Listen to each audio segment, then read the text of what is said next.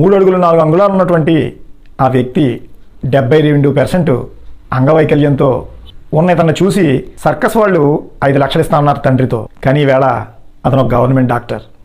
ఇతని పేరే గణేష్ బారియా. గుజరాత్లోని భావనగర్ చెందినటువంటి గోర్కి అనే గ్రామం ఇతని స్వస్థలం. పుట్టుకతోనే మరగుజ్జుగా పుట్టిన ఎముకలు విరిగిపోయే వ్యాధి, సరిగ్గా నడవలేడు, నిలబడను లేడు. చిన్నప్పుడు ఓ సర్కస్ కంపెనీ వచ్చి మీ పిల్లాన్ని మాకు ఇచ్చేయండి, 5 లక్షలు ఇస్తామంది. కానీ వాళ్ళ నాన్న ఒక మాట అన్నాడు, నా కొడుకు జోకర్ కాడు, వాడిని ప్రయోజకుని చేసి చూపిస్తా అన్నట్ట.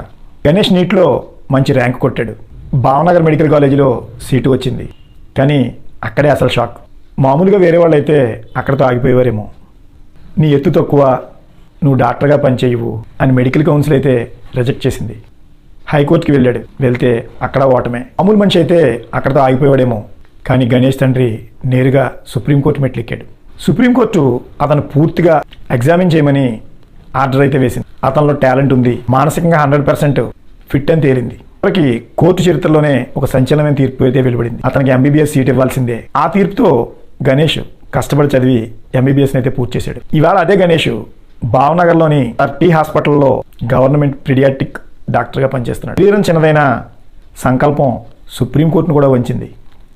నిజమైన విజ్ఞానానికి శారీరక అంగవైకల్యం అడ్డు రాదు అని ఈ విషయం అయితే తేటతెల్లం చేస్తోంది. ఈ రియల్ హీరోకి ఒక లైక్ అయితే కొట్టి కామెంట్లో రెస్పెక్ట్ అని రాయండి.